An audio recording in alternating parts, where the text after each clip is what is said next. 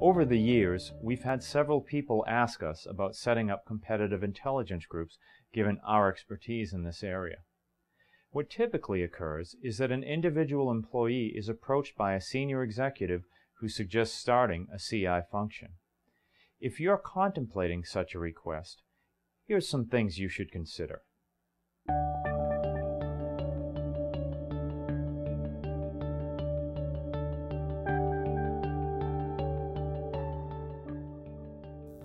As you can see from the chart, competitive intelligence is more than just studying the competition. It's understanding the competition in context to the individual markets, the trends in those markets, and the larger industry as a whole. What's most important is that you create intelligence that your organization can use to make better decisions or to win in a competitive sales deal. A few years ago, a senior sales executive relayed this story to us. He said that he had asked one of his salespeople about a particular deal in the pipeline. He asked, "Who is the competition?" When the salesperson responded that he didn't know, the executive replied, "You don't know? Well, you've already lost then." Going into a competitive bid situation without knowing your competition is like flying in dense fog without navigation equipment. So what shouldn't be considered competitive intelligence? The most important point here is that you must undertake your competitive intelligence work in an ethical fashion, or you could end up exposing your company to a very expensive lawsuit. You may be surprised to hear that in many cases your competition may be using CI against you. It's simply good business practice to understand and try to outmaneuver the competition. Your competition may even be telling your customers or prospects about supposed weaknesses in your product line or customer service or delivery, etc.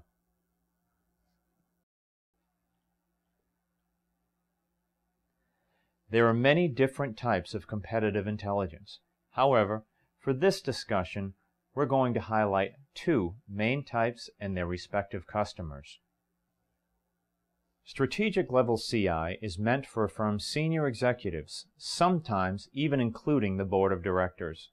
This type of CI will include knowledge about a competitor's strategy, its growth plans, its M&A strategy, its financial strengths and weaknesses, its markets and market share and growth, its go-to market strategy, and likely future direction. Most importantly, you are seeking to become somewhat predictive, not only about how the company is positioned today, but given the competitor's place in the industry and its unique set of strengths and weaknesses, where is it likely to go in the future and how that will impact your firm. The second type of CI is product level CI. This type of CI may be partially the responsibility of product marketing or product management, but they can also use this information. Field sales is a big customer for this information. The goal is to provide a realistic assessment of where your products excel versus the competition and why that is important to a customer. For example, how this differentiation will better serve their needs.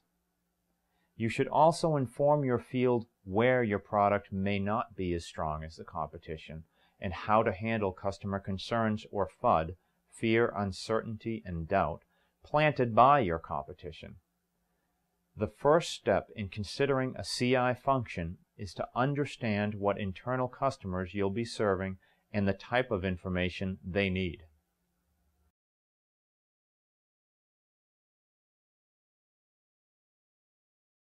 Aside from the type of CI you will provide, here are some other factors you should consider.